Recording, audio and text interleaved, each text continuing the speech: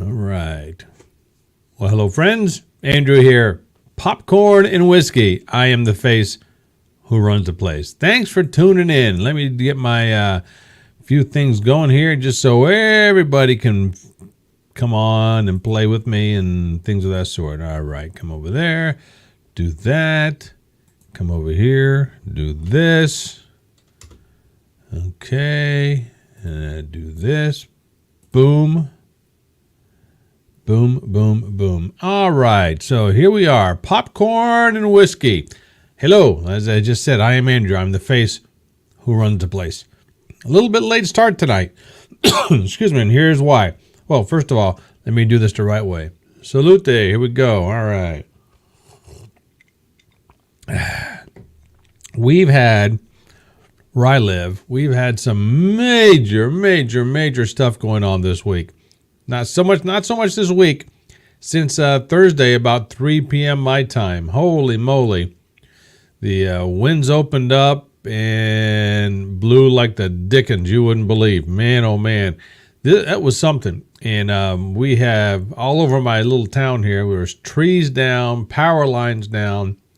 There are still several thousand people in this area. Several thousand people who have no power. That's right, no power whatsoever. And these are not people in the middle of nowhere. These are actually people in the heart of the city, which is really puzzling because you would think that by now they would have some of this stuff cleaned up. There is a place in town where a big old tree, I would assume it's a big old oak tree, fell across the main road. Wow, got this in my throat still. Fell across the main road the other night on Thursday after the high winds went through. We're talking 80 to 100 miles an hour wind. It was wild. And there's a big old tree down. So my mother and I went driving around town just to see all the damage that was going on. This was later on in the evening after all the wind went down. This road was all blocked off. Like I said, it was a main road, so we parked. We can see people gathered around where the tree was, so we parked and walked over to it. And there's a volunteer fireman was there, and several people. We knew a couple of them. We were talking with them, and this tree was just across the road. And I was talking to the fireman, and I said, "So how long before this thing gets cleaned up? I mean, what's the ETA with that?" He says they can't touch it. They cannot. Hi, Brenda. They said that they cannot touch the tree until the power company gives them the okay because there are power lines down as well. It was nuts. And as of 3 o'clock this afternoon, 4 o'clock this afternoon, I drove back by there and that tree is still down. So I don't know what's going on with it. And Dave. Hey, Dave, what's up, brother? How you doing? Cheers. Popcorn and whiskey. Cheers. Here we go. Hello, Cindy. Hello. I got the full gamut tonight. I got the popcorn. I got the whiskey. And look at this, huh? If you can see it. I got my microwave popcorn. Changed brands this time. This time I have the Walmart brand. What's it called? Great value, good value, something like that. I don't know if I'm happy with it or not. I like extra butter on the popcorn, and I'm just not really happy with it at this point. But anyway, so... You know I eat popcorn and I drink whiskey. If you don't like it, you're listening to the wrong show, buddy. I'm telling you. All right. So tonight,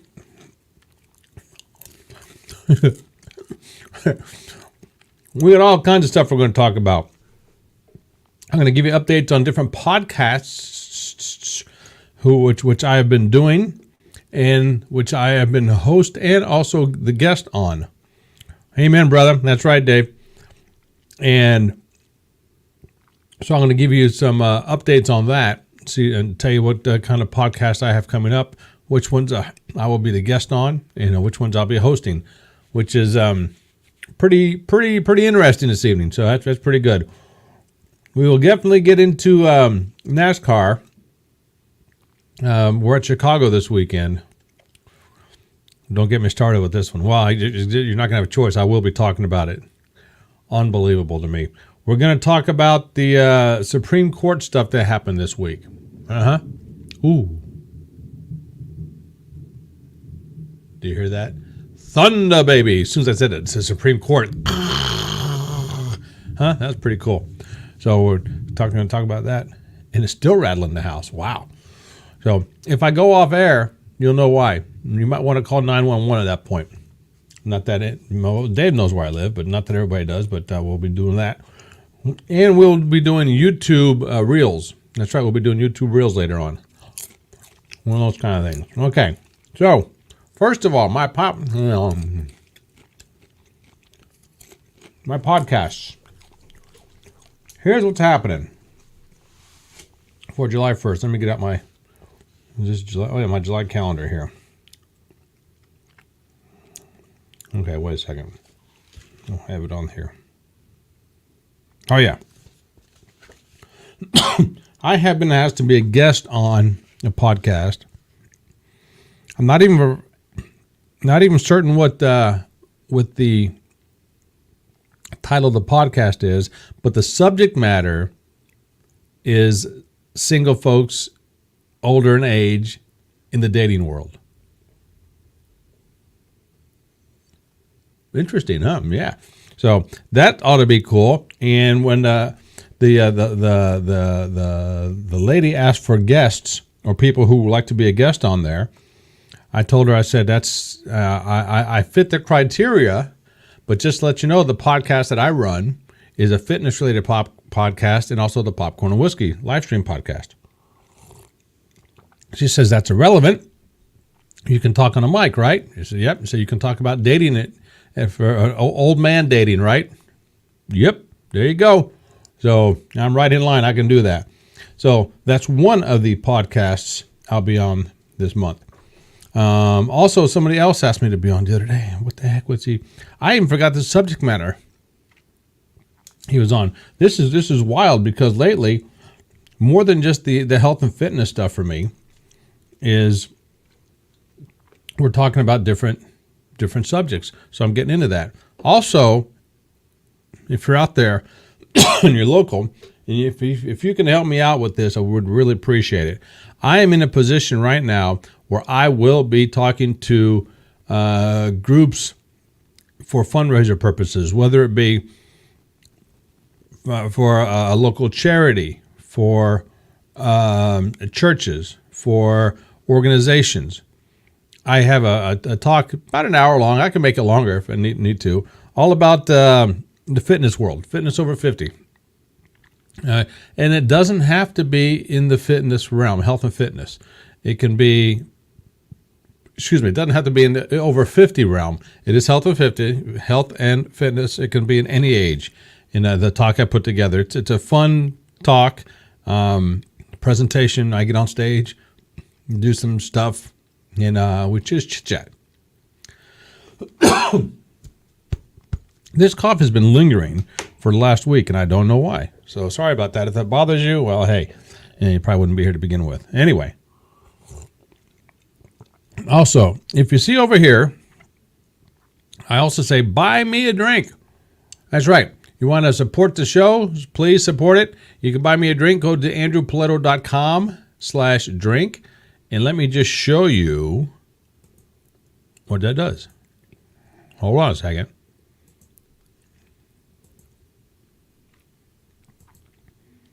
All right, here. There we go. Okay, so this site basically is a site that's called coffee or ko-fi.com. And you go there, and that's me, a picture of me. You can go there. You can buy me a drink. $5, whether it be a cup of coffee, a drink, or just leave me a tip because, I'm such a nice guy. You can do that. So just go there, check it out, andrewpoletto.com/drink. Go there, follow the prompts, buy me a drink. All right, that's not too much to ask, is it?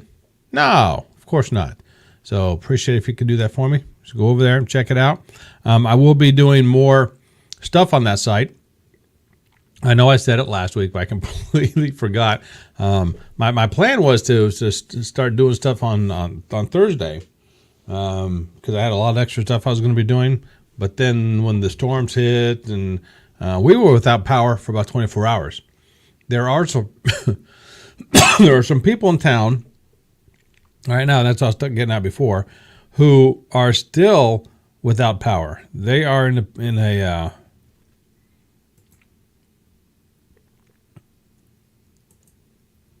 a position where they're saying power is not going to be coming on until tomorrow evening at midnight. So hopefully they'll be able to do a lot quicker than that. I mean, I'm sure the power crews are working around the clock because it's just not here. There's all kinds of places. I guess there's like a 50-mile band of strong winds that came through.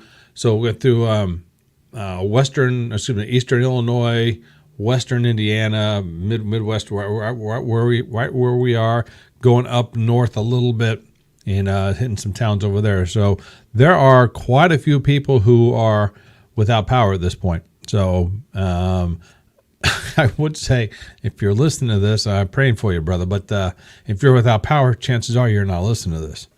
And it's not just power in this area. A lot of the cell phone services are out. For instance, I use where's my phone? Oh, I don't even know where my phone is. I use Visible, which I should put them as a sponsor as well. Visible uses the AT&T towers, the Visible uses the Verizon towers, and right now Verizon is not functioning, and which is puzzling to me because my internet service, which is what you're watching this on, or which is what I am broadcasting this on, I should say, is I use T-Mobile Home Internet, which I love, by the way, as well. They're on the same tower as the Verizon, so I don't get it why I get such great reception with T-Mobile and I'm not getting anything with Verizon. Whoops. So go figure that one out. If I knew anything about cell phones, I could possibly figure it out. Oh, I got to tell you, this is a funny story. I heard a comedian say this. And because you know how often, just get reminded, you know how we often say, or we often hear people say, well, man, if I can go back in time and take the knowledge I know now, I'd be killing it. I'd be multi-gazillionaire. I'd be doing quite well. Well, a comedian said that once. He says, I don't know if I would be. He said, let me give you an example. I go back 100 years. Knowing everything that I know now, go back 100 years. I would tell people, one of these days, we're going to have these things in our pocket. They're actually going to be telephones in our pockets, no wires or anything. And you're going to be able to call people around the world with them. Somebody would say, really? That's fascinating. How does it work? I don't know. I don't know how it works. And I wouldn't know either. So there's one thing he said. I don't know how that works. He says also we're going to have these things called televisions where you can basically be sitting in your living room instead of watching the fireplace, whatever. You click a button and up pops like a movie on a small screen, and there's dozens, if not hundreds, of different movies. They call them channels. You can go to different channels and watch different movies or programs. They'll say, really? Wow, how does that work? Don't know. So when you go back in time, does it really benefit you? I don't know. Maybe it's the popcorn's making me cough. I don't know. So anyway, but I'm looking at my screen as well here with the. Let me come back over here, so put it on here, so I'm more looking straight into the camera. I don't know if this is good or not. I guess the picture quality is okay. Yeah, the stream is okay. Okay, so that's what's going on weather-wise, podcast-wise, different things. I'm really curious about that dating podcast. That ought to be something. Now, the one I was on last week, which was released this week, I do believe. It was fun. It was all about the 80s. It was a friend of mine who I interviewed for my health channel. He also has a podcast for, and he calls it, what the heck does he call it? I forget what he calls it, but it's all about the 80s. And him and I, we basically grew up at the same time. He was in a different state, of course. We didn't know each other. And so we just reminisced about some of the times we had in high school and college and fun activities we did back then. And I'll leave it at that. But I guess I got to figure out the link, and I'll let you know about it. I'll put that up there sometime. So remind me later, and I'll find it and I'll put it up there for you. All right. All that being said, NASCAR. Oh, man, am I pissed off at NASCAR. NASCAR. I need a drink before I even start this one. Excuse me. Here we go. Why in the world, NASCAR, did you decide to put a race in the streets of Chicago on July 4th weekend? It still baffles me. I mean, it was... We were in Daytona for the longest time. The Firecracker 400 it was called. Then it was called the Pepsi 400. July 4th weekend. Every year since I can remember. Every year. And it was a fun race. People loved it. We were on the boats. And people were listening to the race at night. It was fantastic. But a few years ago, they said, nope, we're going to change it. I think they actually went to Indy, which was a dumb idea to begin with over there. And it's not so much that I dislike the Indianapolis 500 Raceway, the Speedway. I like it. But to watch a NASCAR race, it sucks. It absolutely sucks. Maybe because I'm getting old and I prefer to watch it on television, especially with all the technology coming up. But to watch a NASCAR race over at Indy sucked big time. So, another bright wisdom. This year, NASCAR decided to go to Chicago. Yeah, Chicago. When you think NASCAR, you really think Chicago, right? Absolutely. So what they're doing, instead of going to the Chicagoland Speedway, which was okay, I'll give them that. Nope, they decided, you know what we're going to do? We're going to block some streets downtown Chicago and make a road course out of this. So they're putting all their eggs in one basket for certain for this race. So they're racing on the streets of Chicago. Now, as far as I know, NASCAR has never done a race through the streets of a city. I'm not saying they've never done it. I'm saying I just don't remember them ever doing it. They could have done it. I just don't remember. And all the stuff that I've been watching, the Xfinity race today, by the way, if you don't have cable, you couldn't watch it. It was on USA Network, which is another thing I might talk about. Oh, yeah. Cable.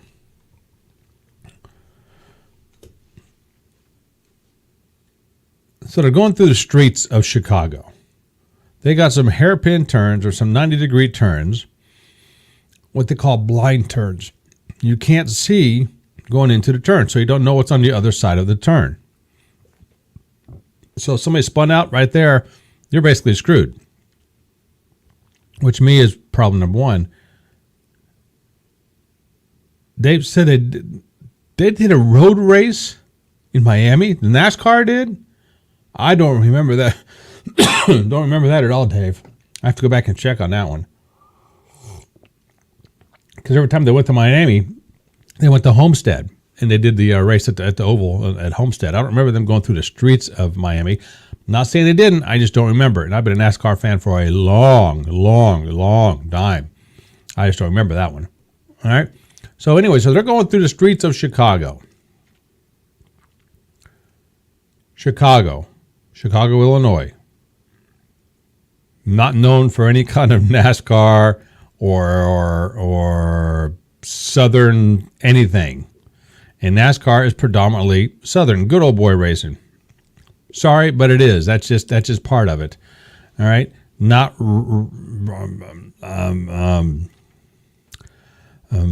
bad mouth than any other kind of racing. Just NASCAR is different. It's good old boy racing.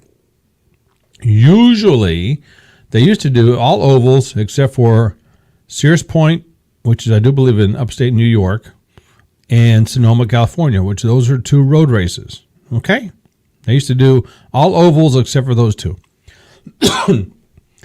Last couple of years, they've added an Indy road course, which sucks, by the way. Don't get me started with that one. The Roval over at Charlotte, which I love. I think that's a great race. They have one. It's called the Circuit of the Americas, COTA, they call it, which is a fun course and a fun race to watch. There's a fantastic course that the Xfinity race, or some people call it the Busch races. used to do in Wisconsin. Fantastic race, fantastic course. And I guess NASCAR went there last year or 2 years ago. They did a course, and people loved it. People are camping out for the week, going there, brought their families. Fantastic course, beautiful course. But they got rid of it because they're going to Chicago. Now, here's the issues I have with Chicago. First of all, for a ticket to the race, which if you see the course, there's no grandstands anywhere. I mean, it's a very, very, very going through the streets of Chicago course, basically is what it is. So there's no main sitting area that I know of. I'm not saying there's not. My gosh. I wasn't coughing at all before. Now I'm doing this cough. I'm not saying there's not a sitting area, but the minimum ticket prices that I heard about today, I heard this today, minimum ticket just for the basic seat somewhere, wherever this grandstand is that they have, $300. Are you freaking nuts? For one ticket, for one seat, racing through the streets of Chicago. So what are you going to see? You're going to see them drive by you. Bing. Bing. And that's it. You don't get to see anything else on the track. So one, that's stupid. Two, going through the streets of Chicago, that's stupid. Three, doing it on July 4th weekend, stupid. So that's three stupid things I can think of right off the top of my head. When they had everything already that's lined up, set up, great. I don't know who these execs at NASCAR are, but they're getting away from their base.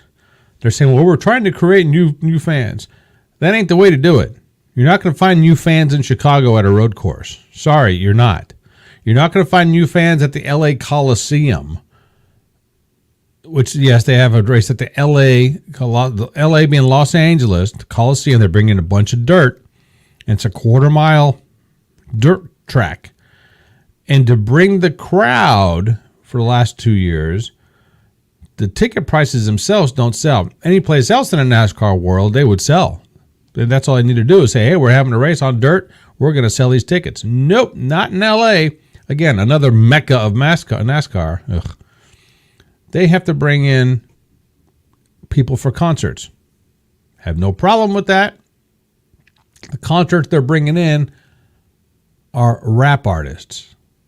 I'm not a fan of rap music. I respect it. I think that's it's a whole genre that is an incredibly tough market to get into. Not a fan. Sorry, I'm just not. Some people don't like country. Some people don't like classical music. I'm not a fan of rap. All right? Usually, rap music and NASCAR don't get along. I'm just saying they don't get along. So why have the race in LA? This was the second year for it. I think they have a 3-year contract with it. I don't see it going past next year. I see it going to another facility. I also don't like. I'll get back to that. So Chicago, could it be a good race? From everything I've been seeing, all the practices I've been seeing, the race today that I saw, or parts of it that I watched, not good. Way too narrow. Couldn't see what was going on in front. The drivers in front of you, the announcers, they tried their best. They're going to be doing radio style, I'm sure, but it's going to be tough. This is the first time for them, and being a new track, new facility, new way to do it. It's just going to be blah. So I hope it works for them. I don't see it. I'm going to assume they have a 1 or 2 or 3 year contract there as well, which they shouldn't, but they do. NASCAR, you're blowing it. At least don't put it on this particular weekend. Bring it back to how it was, where people loved it. I mean, you had a packed house at Daytona every year. July 4th, a Firecracker 400, then a Pepsi 400. Literally a packed house. White. Ugh. All right. Okay. NASCAR. Okay, I'll get off of NASCAR for the time being, but I can talk about that all day long. All right, Supreme Court this week. Yep. We're going to talk a little bit of politics. Like it or not, want or not, that's what it's going to be. And then Brenda, if you're still listening, I hope you are. You brought up some things for me to discuss last week. I have to go back and find the email, I guess, or the text that you sent me. And maybe I'll get into some of those as well. That was fun. All right. So, yes, this is the political part of everything. So if you don't like it, hang tight, all right? Because this will be a little bit controversial, I'm sure. First of all, I am not a fan of our current administration. I'm putting that out there right now. I'm not a fan at all of our current administration. One of the idiotic things, I think he's on the board of NASCAR with this one, is he says we're gonna wipe out student debt, or at least give people $20,000 to wipe out their student debt. Okay, on the surface, this may be good. Where, I don't know. So, if the people who have the debt, and yes, I'm going to say this, and take it, if it offends you, too bad. If you're not capable or have the ability of paying your own student debt, why should I pay it for you? Why should the plumber who didn't get a college degree, went and served as an apprentice somewhere, became a plumber, why should he pay off your student debt? What about the people who didn't get a student debt? All right, why don't you pay off my car? Why not? I paid all my student debt. I went to college. Has it helped me? No, my college hasn't helped me at all. I love my college. Go Pumas. Yeah, go Pumas. Didn't help me out. Why don't you pay off something for me? I want to pay off my house. Why do people who can't do it themselves, as far as paying their debt, why do we have to bail them out? Why don't you bail out the folks that took a chance, started a business, have debt because of the business, got in a bind because of that stupid corona mandate crap that you made us do? Yes, I said that. Sue me. All right, so the Supreme Court came in and said, you know what? No. That's not going to happen. We're not going to pay off anybody's debt. That's not fair. Which was the right thing to do. And now the current administration is up in arms. What? That's not right. Blah, blah, blah. Well, once again, you make it fair for everybody and we will agree with you. If not, then don't. Just leave it alone. Forget it. It doesn't need to happen. Simple as that. Second thing the Supreme Court did, which is what I agree with as well. All this affirmative action stuff that they say colleges must adhere to, they said, you know what, that's not constitutional. You don't have to adhere to it. It's not mandatory. Matter of fact, you shouldn't be in colleges at all. So in other words, you should not get into any place, any college, or any place in general based on the color of your skin, regardless what your skin color is. It's just silly. It's dumb. It should not happen. There are people all over this country, regardless of race, regardless of gender, that are extremely talented in whatever field they want to be in. Why do we have to make it why people can't get into a place on the talent themselves? Why must we make it based on their skin color or their race? Isn't that dumb? If you're the type of person that says, you know what, I'm not going to hire such and such because I don't like the color of their skin, then my thing is, why would anybody want to work for you? It's just that simple. And I had a friend I used to work out with. I'm white. He was black. We talked about this before. Matter of fact, there's a group of us, all mixed race, a group of us talking. We worked out together in the same place, in the same workout facilities. We're all joking around. And we were talking about this. Now, he's a graduate of Notre Dame, lawyer, and all that good stuff. What's his name? Dumber than a croaker sack full of banana peel. I don't know what a croaker sack is. It says dumber than a croaker sack full of banana peels. I don't know what a croaker sack is. But anyway, we were talking, and if you're the right candidate for the job, regardless of what race you are, and a person hiring doesn't want to hire you because of your race, would you want to work for that place anyway then? I wouldn't. No. I want the best person for the job. If I'm hiring somebody for my business, for my company, to better my company, to better my business, I want to hire the best person I can. Simple as that. Race doesn't matter. It's the best person. And also, gender doesn't matter. As opposed to our current administration, who all they think about is gender and race. Look at the latest Supreme Court justice. I can't think of her name whatsoever. She may be highly qualified, the best qualified person on there, but the way our administration appointed her, I'm going to have a female black person. All right. So the only criteria, according to our administration, the only criteria that person needed to be was female and black. That was it. Now you tell me, is that racist or not? That's extremely racist. If you don't feel that's racist, you shouldn't be listening to my show.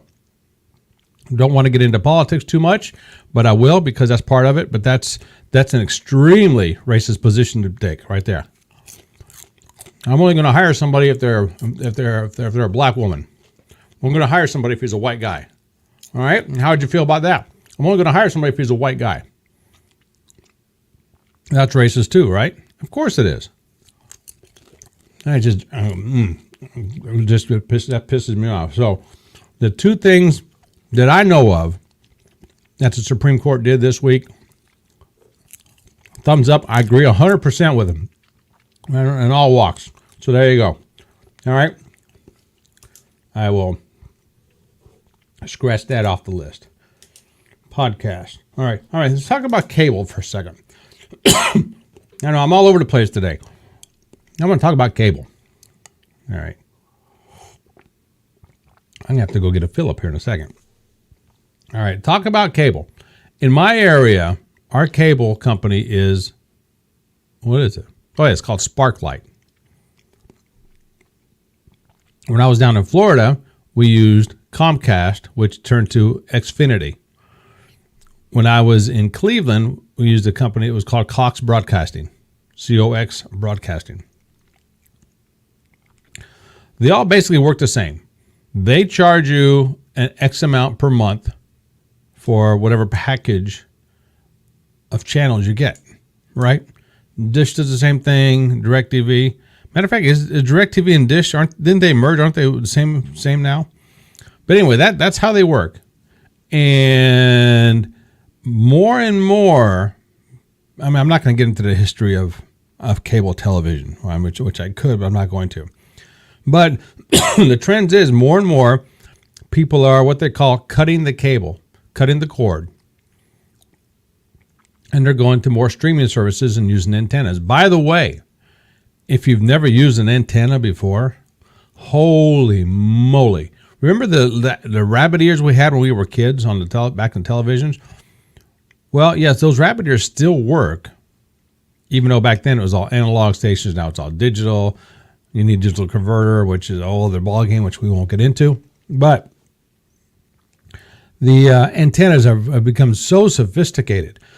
And you can get antennas that just pick up stations across the street, or you can get antennas that get about 100 miles away. Now, if you find an antenna that can say it's 150 to 200 mile range, don't believe it. It doesn't exist. And here's why. Because the curvature of the earth makes it so the signal doesn't go there.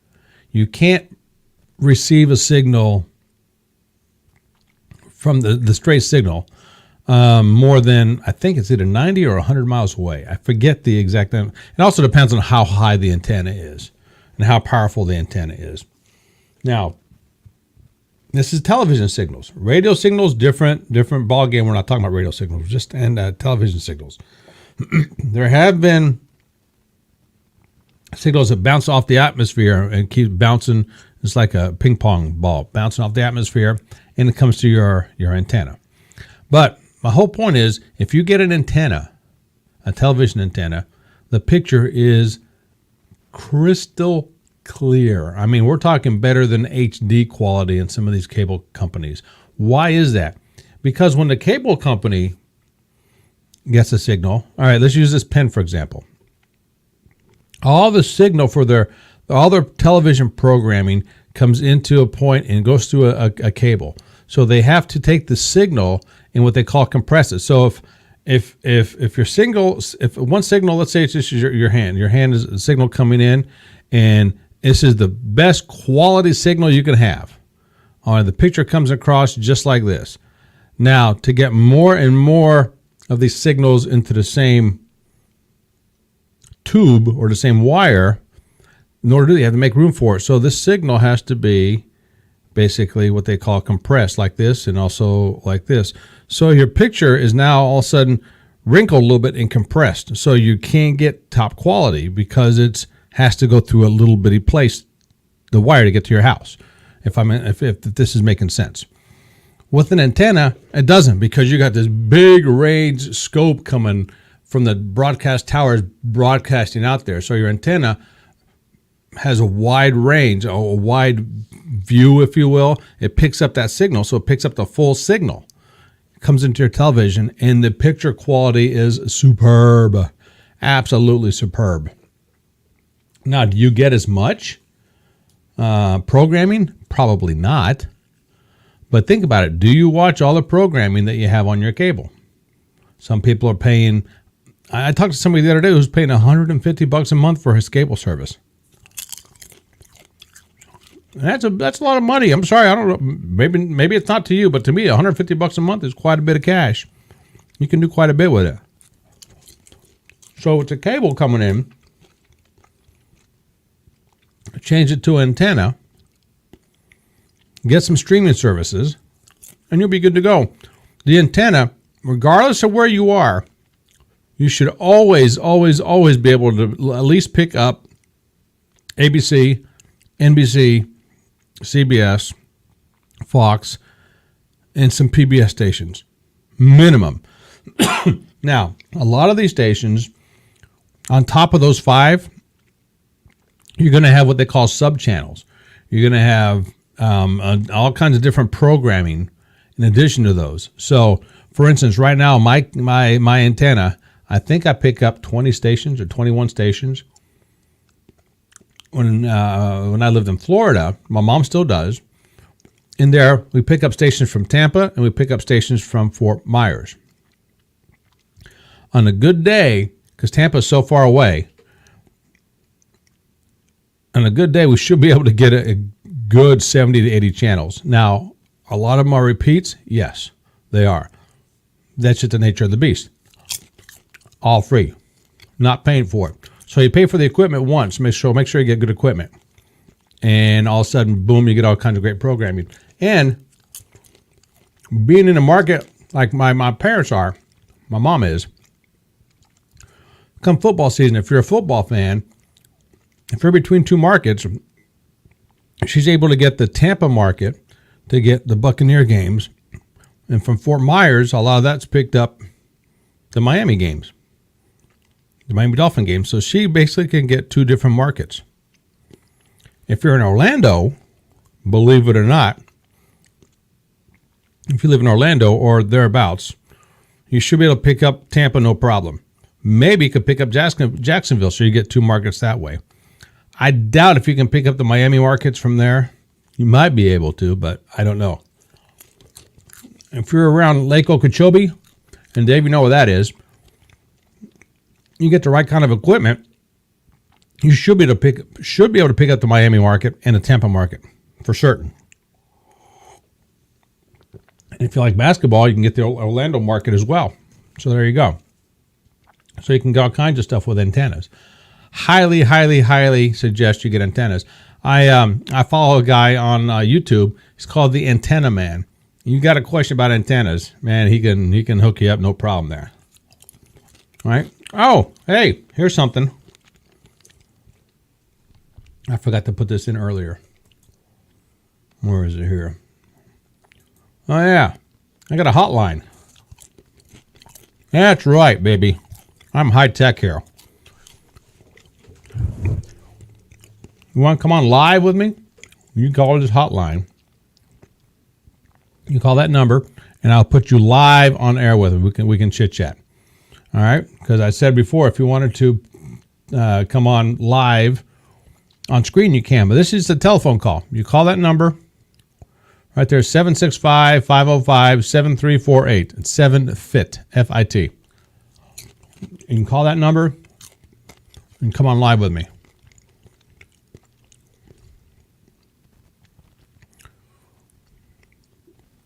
I'm looking at my past calls. CC and track. Interesting. Okay. So there you go. So call me if you want to. I'll leave that up there for a few minutes. All right. What I'm going to do now, something I like to call YouTube Reels. Well, I don't like to call it that, but it's just what it is. The faster you go, the more wins you clock. The more pressure goes on your shoulder in terms of... There. Okay. All right, so what I'm going to do, and I need your help with this one, is once I share my screen here. Get the comments here, do this again. Okay. Present. And I'll tell you about it here in just a second. Okay. Okay. Come over here. Okay. Okay. What I'm going to do is something I'm going to call YouTube Reels, where I'm just going to scroll different YouTube Reels and watch them and put my commentary with them. Now, you guys got to tell me if it's too loud, because I've been playing with the volumes on this, and I think I got this taken care of, but I'm not 100% sure, because YouTube is really, really, really screwing around with the volumes on me here. So if it's too loud, let me know. And I'm only going to comment on the ones that I like. If I don't like them, I'm not going to comment on them. We're going to move on. Of expectation. Okay. Are you ready to handle all of that? I am. Abby Steiner, she's one of the fastest chicks on the planet. This girl can fly, man. I'm telling you what.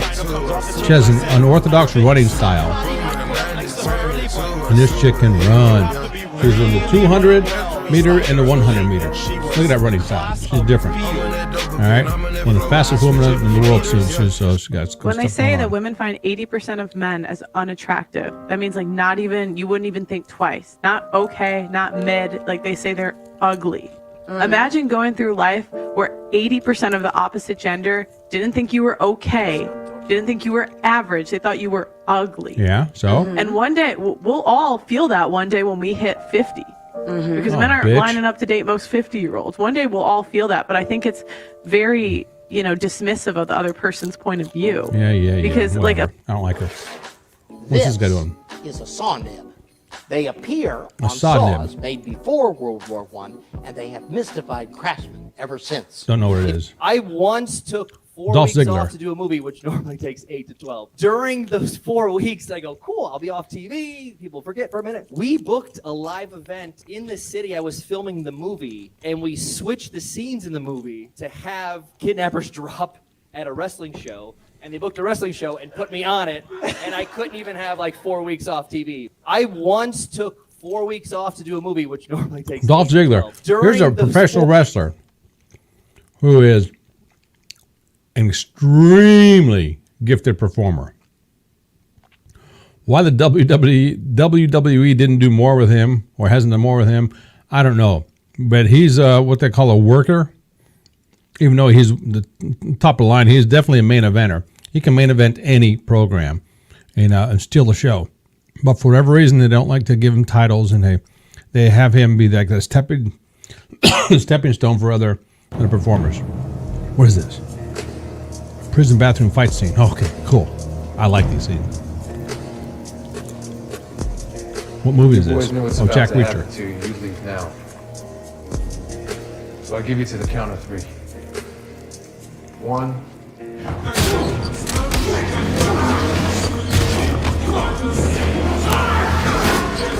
Wow, look at that guy.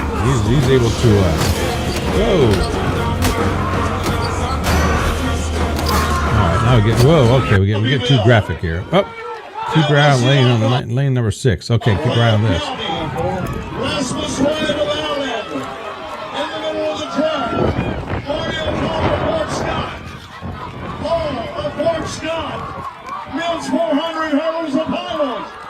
Harveyville. Wow, look at that comeback. Here's just some general insanity of the day. I think there is a transgenocide. Okay. And I think it's you. Okay. Because you're sterilizing a lot of these people. How so? Removal of the gonads in the uterus is an absolute sterilization. And then. How many points is a touchdown worth? 6. What is the McDonald's slogan?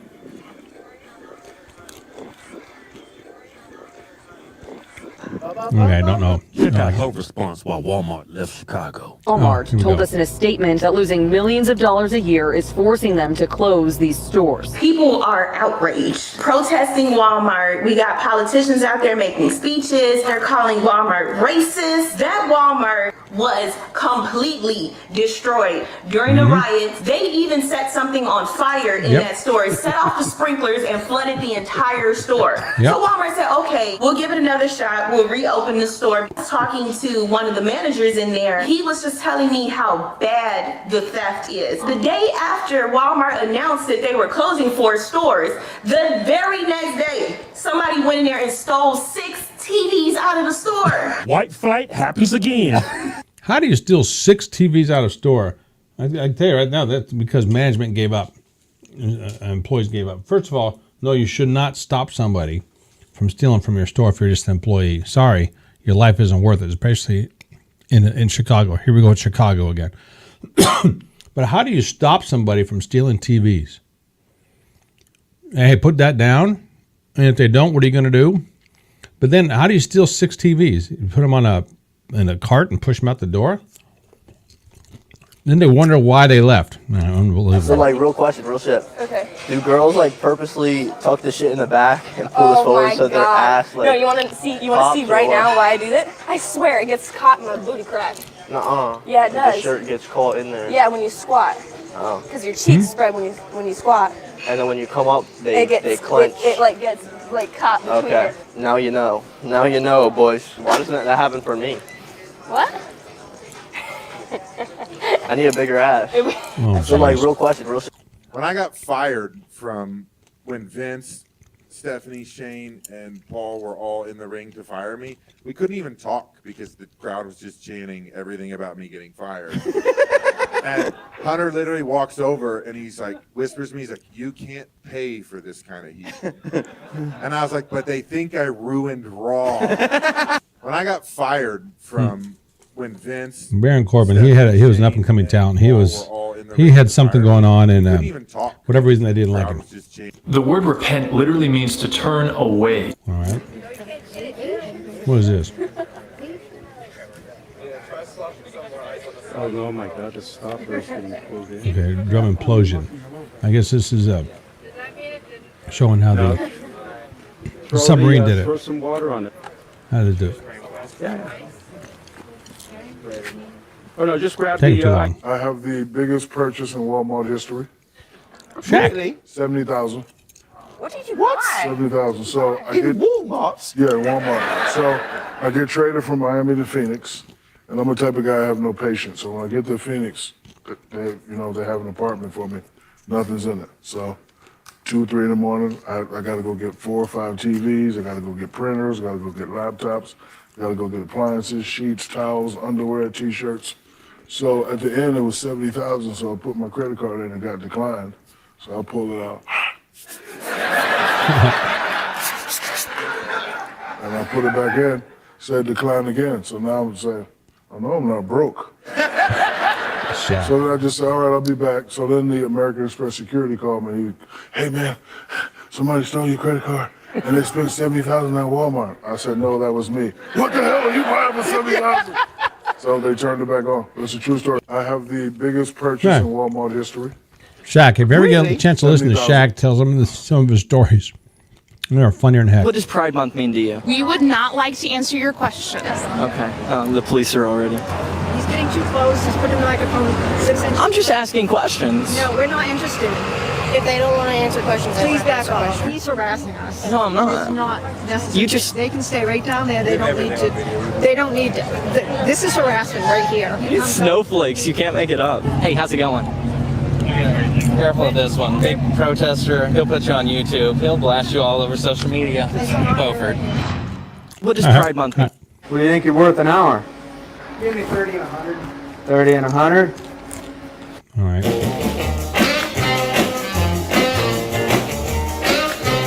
Somebody explain to me what this dance means. I don't get it. Somebody please explain to me what this dance means. I've seen this everywhere. I don't know, Sophie. I don't know if you can outget Sophie. On your mark, set, go. I'm already bored. Hey everybody, I'm camping, and they want to camp by the storm. Like, look. Oh, man. All right. Let's talk about something else here. All right. Now we're going to get into something that I really like. All right, here. Oh, yeah, let me do this. Boom. Okay. That just reminded me. All right, forget the YouTube stuff right now. Let's talk about the show Alone on History Channel. Holy crap. If you haven't seen this yet, oh, by the way, if you're going to call me 765-505-7348. Have you seen this show called Alone on History? Wow. I think this is season 10. All right, what they do, they being the producers of the show, and take 10 contestants and put them in the middle of nowhere. In different parts of the country, I'm in the middle of nowhere. And whoever survives the longest wins. And they have to film themselves. They're the only ones there. They have to film themselves, film everything else. They're allowed 10 items to bring with them from a list of items that they have. They have to get their own food, get their own shelter, build their own fires. They got to do everything themselves. I think every 3, 4, 5 days, whatever, they have what they call a wellness check, where the place, the powers that be, the people who produce the show, actually come in with physicians and doctors and medical staff and make sure everybody's okay. Now, each contestant is given a big old satellite walkie-talkie, and I also think they have something on their wrist. I'm not 100% sure, but I think they have something on their wrist they have to wear all the time. And once they decide they want to quit, that's it. They call the powers that be, the producers, and say, hey, this is Joe Lunchbucket. I'm officially tapping out. And they're done. That's it. End of story. You can't turn back after that. And they call it Alone because you're isolated, basically by yourself. And as far as I understand, when the people come in and do the wellness check, Barry, my favorite show, I would win this show 20 years younger. Yeah. Okay. Remember, Barry, you and I were in the middle of the, wherever it was. Oh, yeah. Lake Aswapaswan. There you go. We were in Lake Aswapaswan for a week. That was nuts out there. And that was royalty living compared to Alone, man. I'm telling you what. I don't know. If I remember, you told me you went back a couple of times in that. Now, for those watching for the first time, this is I'm talking with my buddy Barry. In the mid '90s, me, Barry's dad, and one of my best friends, we went up to a place in Canada. I think it was like 300 miles north of Lake Winnipeg, which I didn't even know there was a Lake Winnipeg until then. But we went on this fishing trip where they take you on one of them planes that land into the water and drop you off. and then they come back and get you a week later or 5 days later, whatever it is, whatever you pay for. Now, Barry, we did not rough it. We had a lot of food that we brought with us, okay? It was just that simple. And there was already a shelter made, and we had an outhouse. I don't remember if we had a shower or not, but we had all the modern conveniences of modern society, all right? A Swapaswan 5 times Barry went to. All right, good for you. I went there once. And that was enough. I got to find those pictures. I got some pictures. We got some big old fish back there. I did not know what the heck I was doing at all. Barry might have. He probably must have. He says he can win alone. Well, go for it, dude. You're only what? I don't even guess how old you are at this point, but you're an old man. I know that much. I can say that because I'm an old man. But alone. And I don't know if you saw it this week or not, Barry, because I know you've been gone with your son, who's Barry's son is a very accomplished Frisbee golf guy, Frisbee golf player, and I guess they had some big tournament somewhere. And I watched some of the videos that Barry was uploading, and those guys are cool. I mean, they're talking about accurate throwing these Frisbees. And this is not the Frisbee that we played as we were kids. And if you didn't, you missed out on a lot because playing Frisbee is fun. These are highly, highly, highly skilled. Barry said the lake was our shower. That's right. These guys that were very highly skilled at this Frisbee golf. And so watching some of his videos of his son was cool. The way they have to do it. I mean, they just don't whip it like we do. I mean, they have different ways of throwing it, underhand, overhead, overhand. I mean, all kinds of different ways. Different weighted Frisbees. Now, I guess they call it discs. They're not Frisbee. Disc golf, I guess is the proper pronunciation. And so Barry's son is one of the top in the world for this. And if I recall, Barry, what I read, that you're his caddy this week. Finally, you get to do some physical work. You know, desk jockey you. What the heck? You had to actually walk around the golf course. Now, in all fairness, and I don't know about now, but Barry used to be a very accomplished golfer also. So there you go. I give you that much, Barry. Okay? No. But no, alone this week. Hey, I want to talk about it, but I don't want to spoil it for you if you haven't seen it yet. But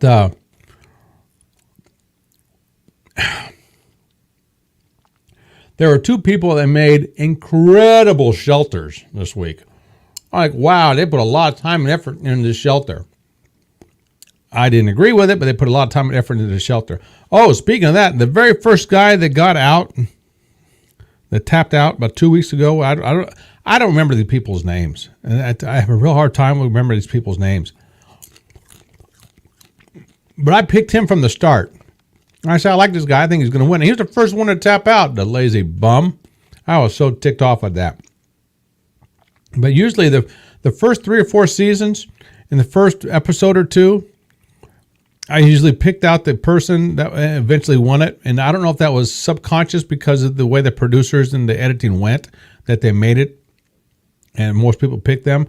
But I was on a roll there for a while. And then I think when the couples started, when they did the couples one where they dropped off, there was a team of 2 people. One was a husband and wife, a couple of brothers, and it was their best friends. And I think there was one with 2 women on there, and something like that. But what they did, they being the producers again, they dropped one person off at their main camp area where they're supposed to be, and they took the other person, I think it was 10 miles away, and they had to hike to find their partner. Once they found their partner, that's when basically the show began, and whoever lasted the longest. Now, the people I picked for that one were 2 brothers. I remember this distinctly. I wish I remember their names, but I don't. But I said, I like these guys. And what had happened is one of the brothers, the one who was hiking, ended up slipping on something and breaking his ankle. So literally he couldn't move. They had to take him out of there, but the helicopter and everything else. So they didn't get to go on from that. They basically, I don't want to say they lost, but they didn't go on. There's a father and son team I remember who was supposed to be big time fishermen, but they couldn't catch any fish. I mean, it was just wild. Love that show. And if you haven't seen it or not, or if you haven't seen it yet, highly, highly, highly, highly recommend it. But don't come in mid-season. Pick a season, start from the beginning. In the last couple of seasons, they actually get to carry bow and arrow with them. In the first several seasons, they didn't. I mean, they get a fishing line, I think, and a lot of them make nets, what they call them, gill nets out of it. And there was one place they went, they couldn't use a gill net. I think that was last season, which I didn't care for the guy who won it last season. And I'll tell you why. Because his strategy toward the toward the end, there you go. His strategy toward the end was to fast. In other words, don't eat. Well, all through the freaking season, people were not eating because they couldn't find food. So how was that actually a strategy? I'll never know. I could not understand that. And I'm on a couple of Facebook pages where people talk about this. And that was the main question when the guy won. He says, well, my strategy is I'm going to be fasting. Well, wait a second. That's what a lot of people are doing. They're not able to eat, so they are fasting. So, but he ended up winning, so he outlasted everybody else. And also, he put himself in a position where he didn't need to, or he didn't need to. He needed to, but he didn't. He didn't boil the water. And what you need to do is because there's all kinds of parasites and stuff out there, you should always boil the water before you drink it. Because not too much stuff makes it past 112 degrees. Now, of course, you have to let the water cool down. So, but it's such a cool show. John, hey, John, what's up, John? Welcome aboard. You're missing a whole lot. We got a lot of stuff going on here. Missing a lot of the storms here, buddy, in your hometown.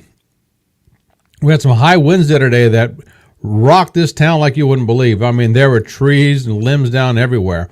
We lost, I have 3 beautiful chestnut trees.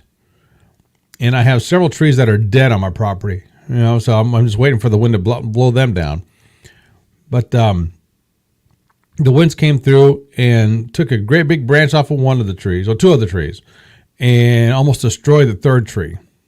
They basically chopped down the main artery because there's 3 different branches going out on the tree, and took the main one out. So I got this 2 smaller ones. We'll see what happens. And these are Chinese chestnuts.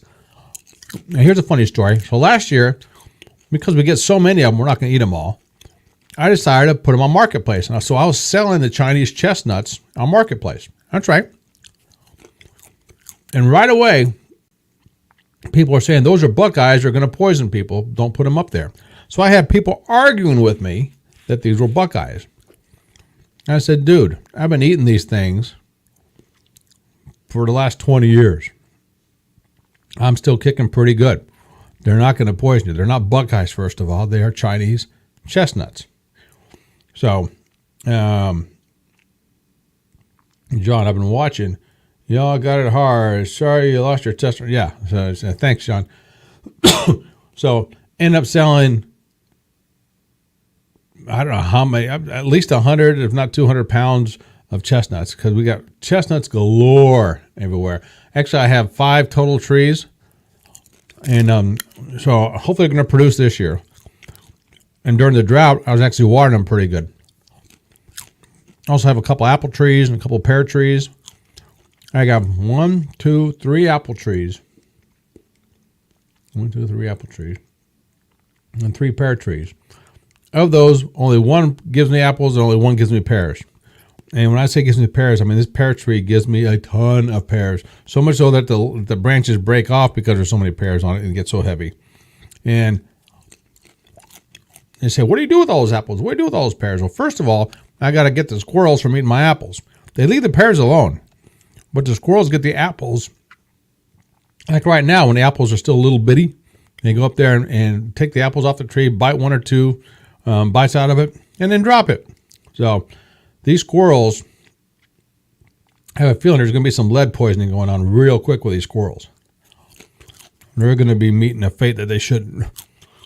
If I knew a different way to do it, I would. So we'll see. I got squirrels everywhere here. But what do I do with all the fruits? Well, let's just see. What do I do with the fruits? I was told fruits can make some pretty good beverages. Interesting, isn't that? Isn't that interesting? So, yes, I will be making some. Well, let me rephrase that. I know somebody who can make some pretty good beverages from the fruits. John, squirrel season, yep. Brandy? Well, I guess. And that's what people tell me. I don't know because, I don't pursue that kind of stuff. I have a friend who makes wine out of different fruits. I have a friend who makes brandy out of different fruits. The process for making brandy is basically the same as moonshine. Yes, you heard me right, moonshine. You basically take a fruit or take whatever, the grain, fruit. I guess you could do it out of just about anything. Add some yeast. Some people add some sugar. Get to certain percentages. Let the yeast do its stuff. It converts the fruits and the sugars into alcohol. Then you distill it and take the alcohol out of it. So, honey makes mead, and man, is it really good. Yes, I've heard that before. So, I mean, there's a whole industry. Oh, of course, there's a whole industry. I mean, if you go down to Kentucky and Tennessee, you're going to find all kinds of industry. Matter of fact, I'll tell you right now, this book right here, I gotta see if I can get this chick on my podcast. Whiskey Distilled. I'm telling you what, one of the best books I've ever read. And I picked up this book. It's on a whim out of a dollar store. I thought, I'm going to read it. One of the best books I've ever read, maybe because I'm interested in the subject. But she became a master, not a master distiller, what's she called? A master, does it say there? I forget what she's called, a master something. And, no. Master whiskey taster type person from on the globe. She's very good at what she does. And she's a good writer, too. The writing in this book is phenomenal. I like the flow of the book. I like everything about it. If it wasn't the subject matter that I really liked, I bet I would have read it anyway. But different parts of the world, whiskey is spelled WHISKEY or just Y. And I got to read it again because she goes through and says what parts of the country use the E and what parts of the country don't use the E. I do believe the United States uses the E, and I forget why. No, I mean, they use the Y, but I don't remember the reason they use the E. If that makes sense. But in the United States, you cannot legally make whiskey. You can make bourbon, and there's a difference because bourbon have to have so much grain versus corn. I think you have to have 50%. Barry, good night, buddy. Too late for you. Yeah. Okay. Next time you got to come on with me. We'll chit chat about a swap-a-swan. But appreciate you being here, buddy. Thank you, and congratulations to your son for making it to the tops like you did. All right. Okay, so that's my buddy Barry out of Bloomington, Indiana. So yes, he's an IU fan. Okay, one of those things.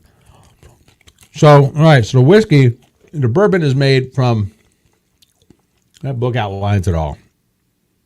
But I say it has to be more than 50% grain or 50% corn. I forget which one it is.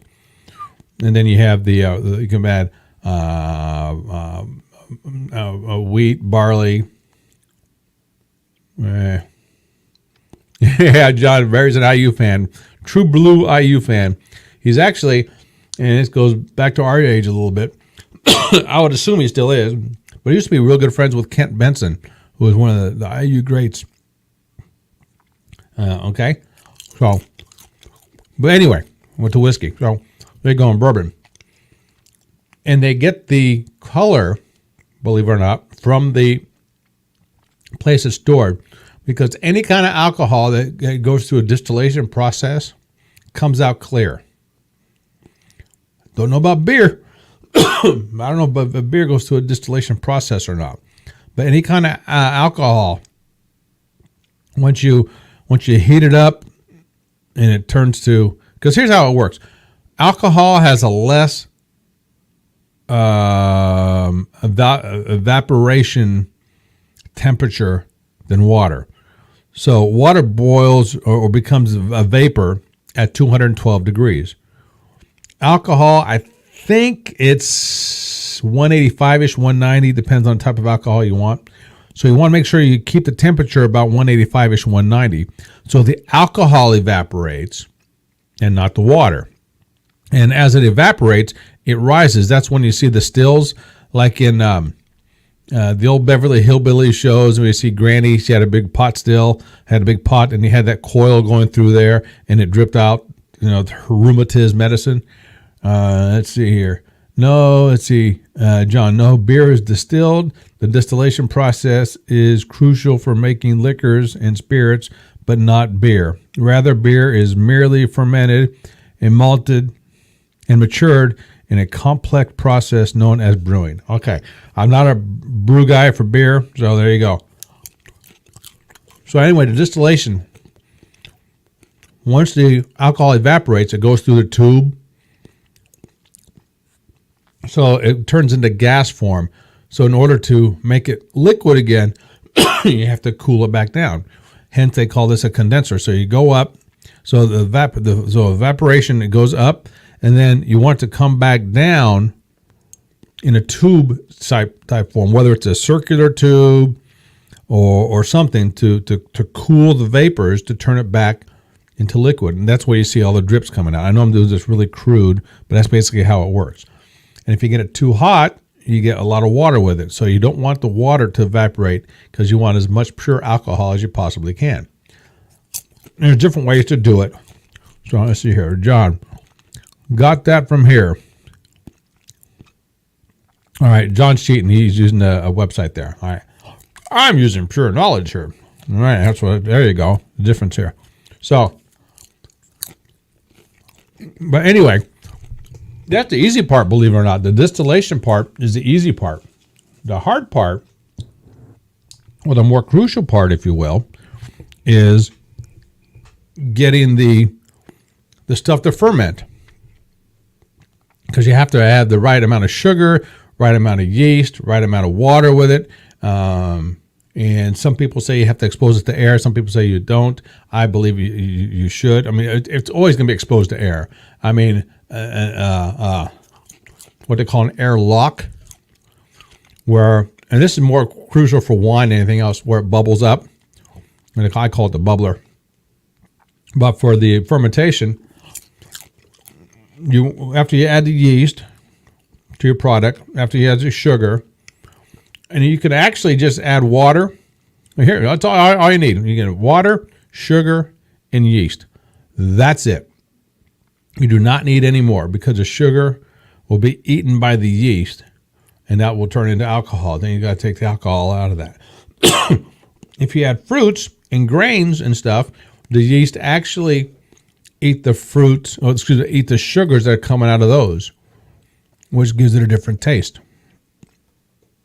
Some people say they can't taste the difference in different fruits, and some people actually say that is irrelevant what kind of fruit is in there. I totally disagree, because I have tasted from grapes, apples, pears, black cherries, peaches, bananas. Oh, banana stuff is delicious. Holy moly.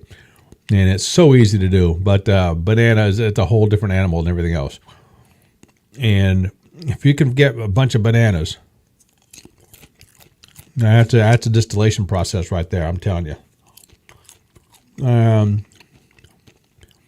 John, here's a website you may find resourceful. Boozemakers.com. Distilling laws by state. Okay. All right. As far as I know, in my state of Indiana, you are not allowed to brew.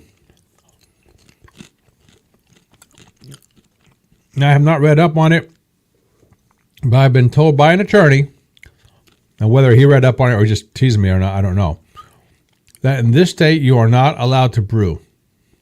You can buy the apparatus to brew it. You can buy a still, but you can't distill any liquor, which makes no sense. John says it is federally illegal, but many states will make it legal if the U.S. makes it legal. I doubt the U.S. government will take the time to make it legal. That's just dumb. Why waste their time? They got so much other stuff they can do. And there are legal stuff, legal places that has it. For instance, the Jack Daniel's breweries. Of course, they do everything legal. The main thing about making it legal with the states is the states want want their taxes. That's basically what it boils down to. You have to, if you produce anything, you have to have taxes. And once you have taxes with it. Same thing with weed. And as of right now, weed is not legal in the state of Indiana, as of right now, which is the state I currently live in. Now, if I go 3 miles that way, I'm no longer in this state. Maybe let's say 5 miles for a second. I'm no longer in the state. I'm in the state of Illinois, and I think it is legal in Illinois, but I don't know. Said John, yeah, they sell all the kits online with step-by-step directions on how to make bourbon and whiskey. Yeah, you can follow the step-by-step directions, and they will drive you absolutely bonkers. I know 2 people who make it. All right, one guy is an extreme, how do I want to phrase this, technician. I mean, has to measure everything. I mean, he has all the different tools, the hydrometers. He uses all the different proper chemicals to put here, put there. The refractometer. He uses everything to measure everything. Writes everything down to the exact measurement. And his stuff comes out, and it's fantastic. He makes wine and also spirits. Fantastic. Cindy, the weed is legal in Illinois. Okay. I also know somebody who's the complete opposite. He's one of these. He sticks his finger in it, pulls up to the air. Yep, it's ready, or it's not ready. So one of those kind of things. So two completely opposite ways of doing it, and they both come out fantastic. All right. I'm sure one guy's product is probably yields more product than the other because he's very precise about everything. And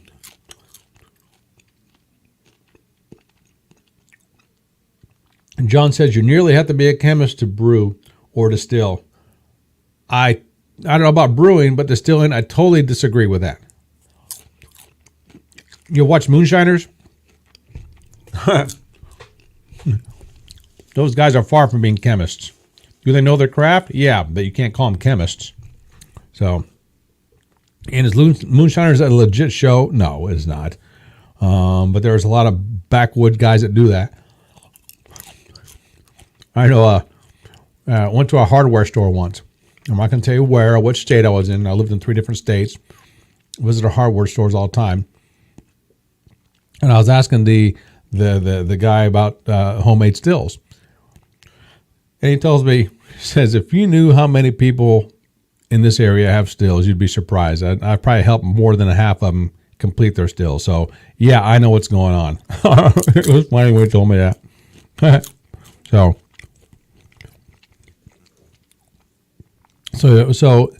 if you're a chemist, I think it's going to bog you down if you're a chemist.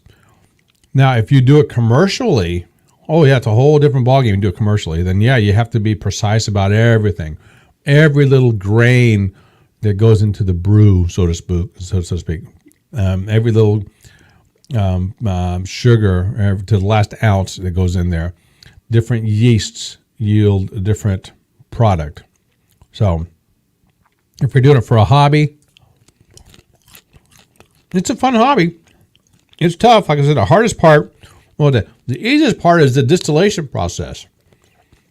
You fill up your container, heat it up, and let it eat, so to speak.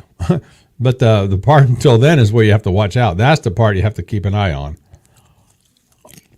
Too much stuff to go wrong. You have to keep it heated, but not too hot, but not too cold. If it gets too cold, everything, the yeast dies, and you have to start it back up. So yeah, it's a whole process to it. I knew somebody, I still know this person, who made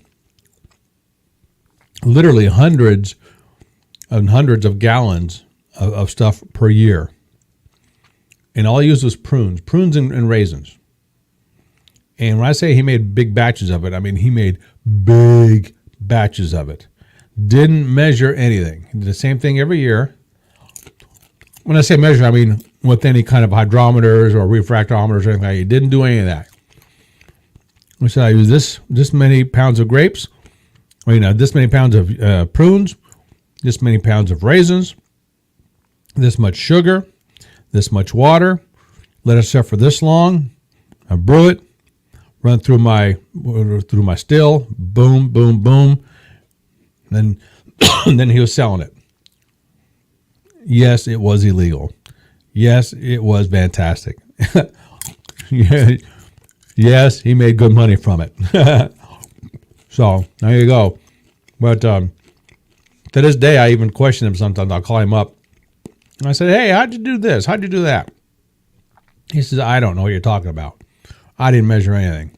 Here's how I did it. And he tells me the same story every time. So there you go.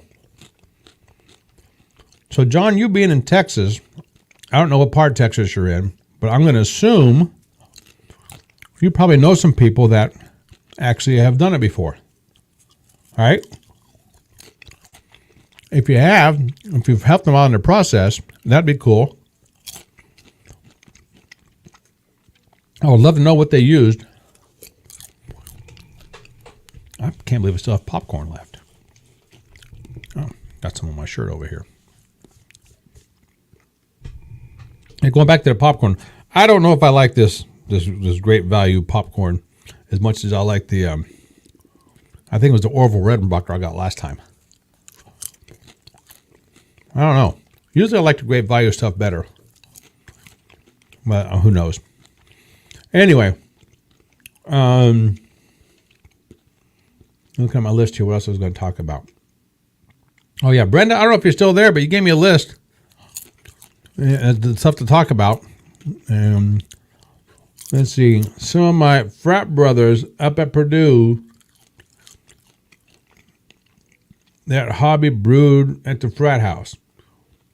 Now, they are brewmasters from some big names on the East Coast. Oh, really? Okay. Well, good for you. So they were brewing in the frat?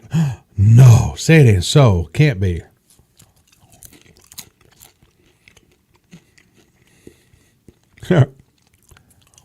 So yeah, brewing. We can talk brew all night long. So if you want to come on sometime, we can talk about it. But don't expect me to be real technical. I'm on the opposite end. 5-gallon buckets. Nastiest stuff I ever had. Well, then it wasn't.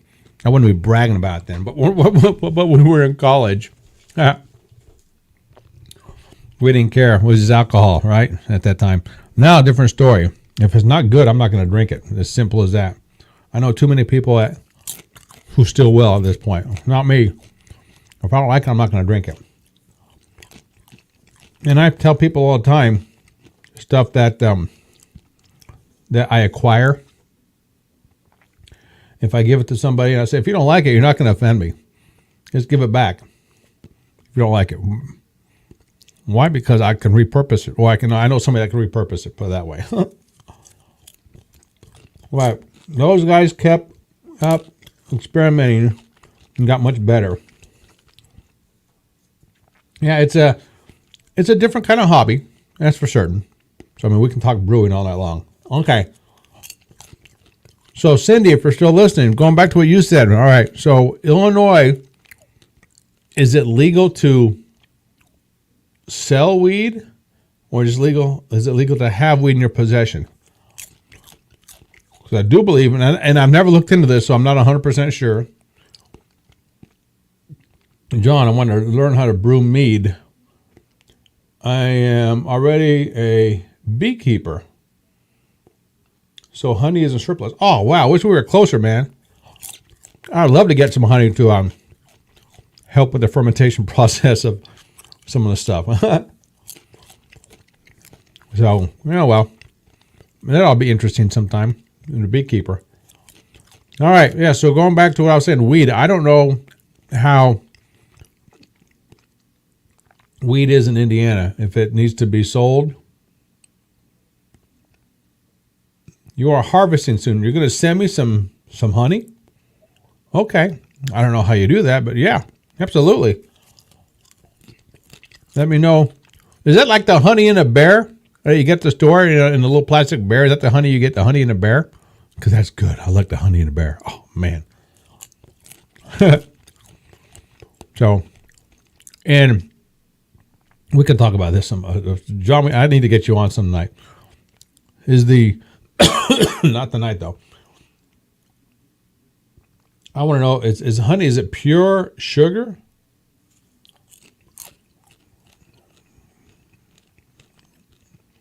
That's what we'll talk about. All right. All right, folks, I'm about ready to wrap it up here. Let's see. Oh, no. Too tired. That's right. Too tired. Exactly. I've had a long couple of days with the picking up the yard, all the stuff going on around town. So, all right, John, it's a date, buddy. Next time we'll do this, we'll plan it out in advance so you can be my guest on Popcorn and Whiskey, and we can talk stuff. See, you should have called in earlier. So, all right, I'm going to end it here, folks. Appreciate everybody being here. And that's it. And hopefully this cough will go away next week. And I'm probably going to be coming on this week sometime because I want to do this more frequently. And I might even be coming on in the mornings for Popcorn and Whiskey. I'm going to start doing live stream podcasts in the morning. So be looking for that as well. I'm building up my YouTube channel. If you're on YouTube at all, go to Popcorn and Whiskey and subscribe, please. Check it out. Popcorn and Whiskey. Type that into search. You'll see me. And we'll go from there. Okay? So I'm going to try something here. See if this works or not. Hold on a second. Let me see if this works or not. Let me do this. Because I was told this is supposed to be working here. All right. Here we go. Okay, let me know if you guys can hear that or not.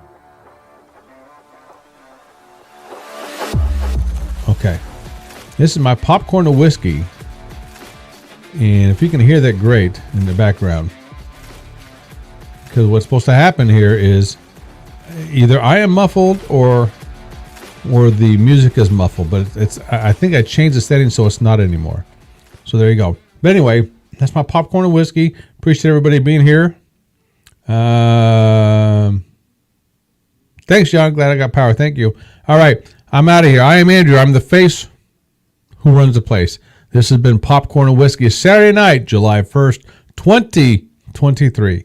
So until next time, this is me. Ciao.